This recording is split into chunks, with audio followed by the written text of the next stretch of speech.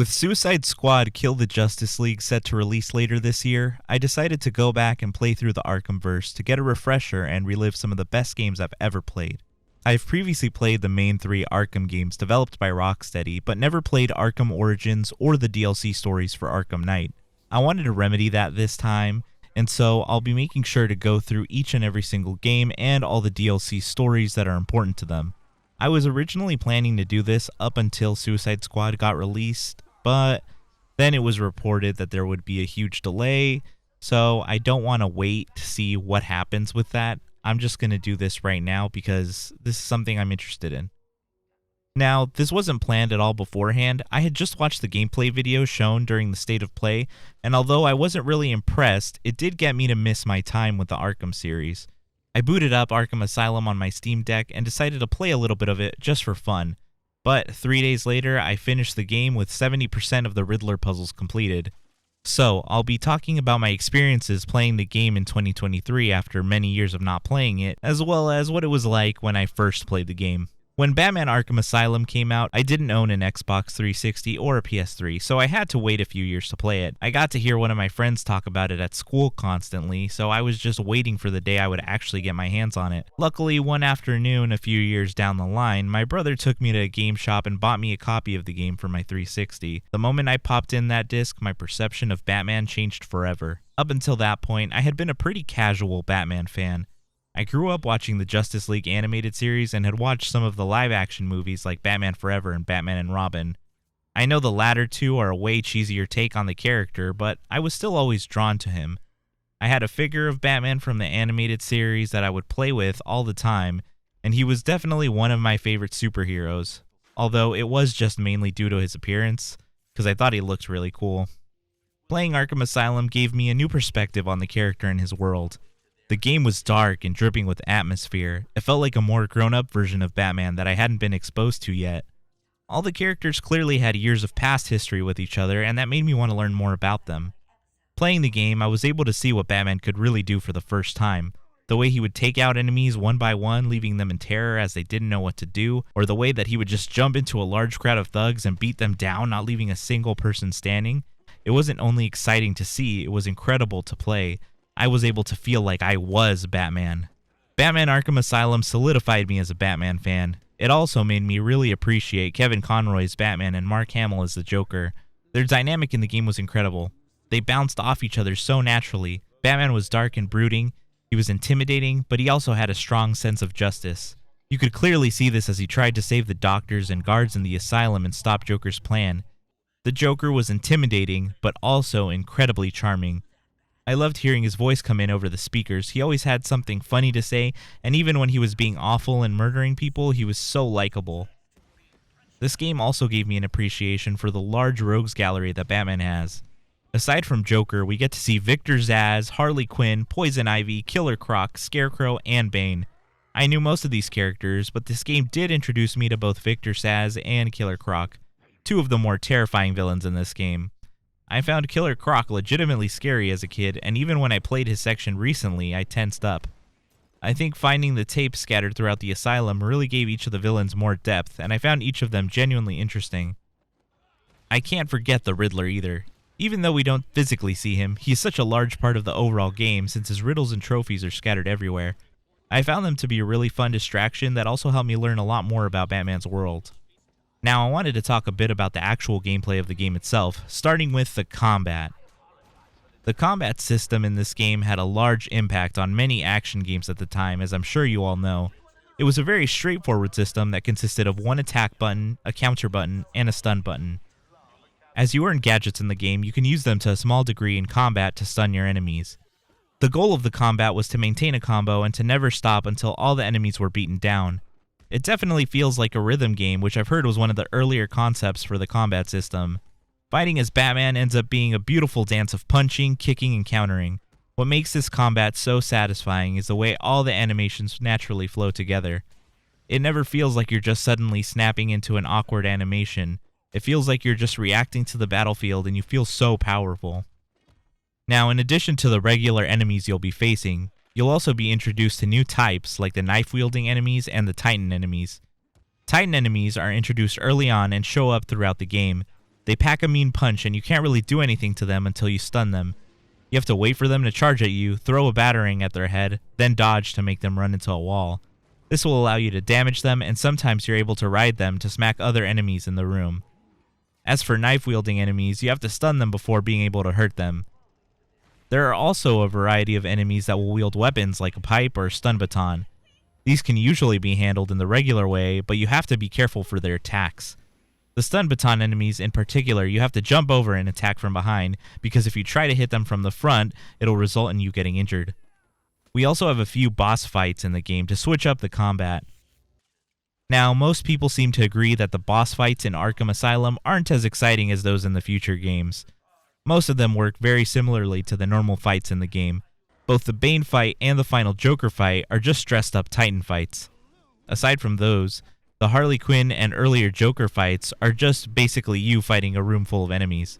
Sure, there's a few little gimmicks to them, but overall, they're just the regular combat. The Poison Ivy and Killer Croc bosses offer the most unique fights. Poison Ivy consists of a giant plant where you have to fight off her attacks until you can get the chance to hit her with a batarang enough times. When she goes down, you place a bomb on her plant and detonate it. You do this a few times until you beat her. As for the Killer Croc boss, it's not much of a fight, but you do have to avoid making loud noises as you avoid him in the sewers. Whenever he pops out of the water, you have to throw a batarang at him to knock him away. At the end of the encounter, you lure him into a trap and detonate the floor beneath him. Now, you also do have to go against Scarecrow a few times, but I think I'll save that for the next section. Speaking of, my personal favorite aspect of the game has to be the stealth sections. These sections are what really make me feel like I'm the Batman when I play them.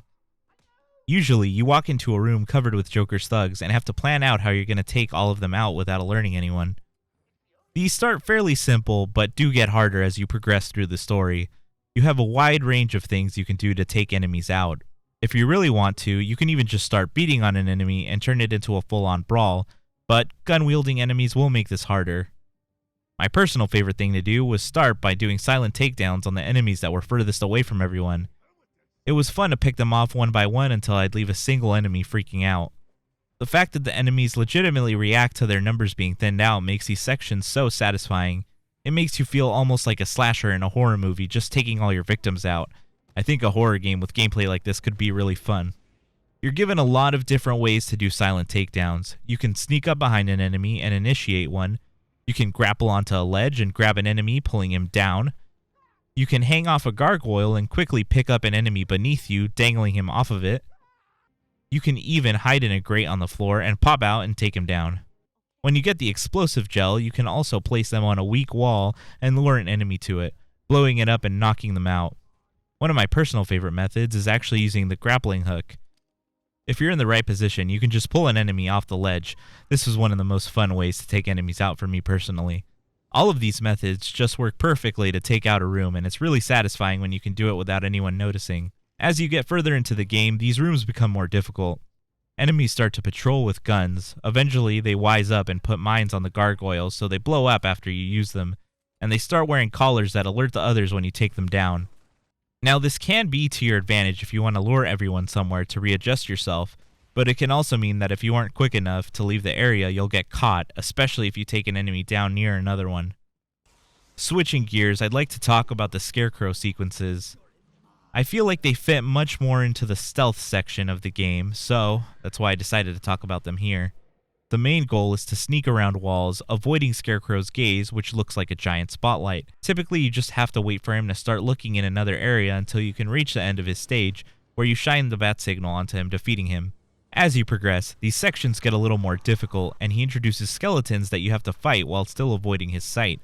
I think his stages are some of the more interesting boss fights, if you can call them that, and when I was a kid they were unsettling to say the least, especially the first one where the first thing that happens is you get jump scared. At one point, Scarecrow even makes you think your game crashed, which actually tricked me the first time I experienced it. You can always tell when one of his sections is coming by the sound of gas pouring into the room, and usually Batman will start coughing. Now, as important as the game is, you're also here to experience the story. I don't want to go over every little plot detail because the story of this game isn't too complicated.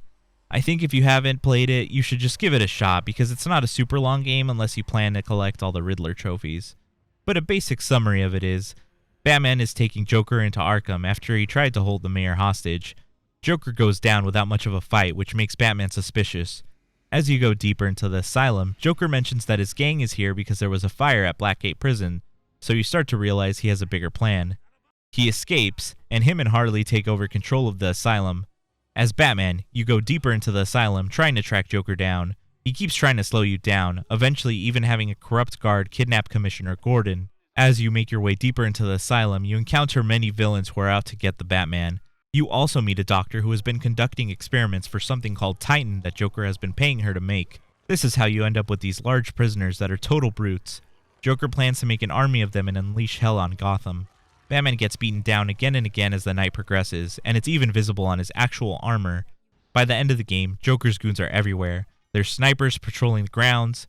Many of the prisoners are let loose, and Poison Ivy, after being infected with Titan, has her plans covering every inch of it. Batman, after making a cure and taking down Bane, Harley, Croc, Scarecrow, and Ivy, makes his way to the Joker's party that he's been setting up for the entire game. You can actually see Joker's goons working on the visitor center that will become the set piece for the final boss. When you finally go to confront the Joker, he has you fight off his henchmen until he injects himself with Titan and you're forced to take him on. After beating on him a few times, Batman puts explosive gel on his fist and punches the Joker square in the face. Joker goes down and Batman hears the Two-Face is robbing a bank, so he leaves to stop him. After the credits, you'll just see a little ending scene with one of the villains putting their hand over a crate of Titan. This is actually random who you get, but I think on my first time I got Scarecrow. The last time I can remember playing Arkham Asylum was probably back when I first got the game all those years ago. I never went back and replayed the story, but I did frequently go back to play the challenge maps just for fun. Still, the story remained ingrained into my mind. So much so that as I replayed it, everything felt like I had just done it yesterday. This didn't stop me from thoroughly loving my replay through. Every part of the game was dripping with atmosphere, and I loved every bit of Mark Hamill and Kevin Conroy's performances. I always stopped to listen to what the Joker had to say, or even the goons scattered throughout the island. They would always make comments on what was happening currently in the game, and they were pretty funny sometimes. It was also really enjoyable to hear the tape so you could learn more about the villains, and hear their interviews with the doctors in the asylum.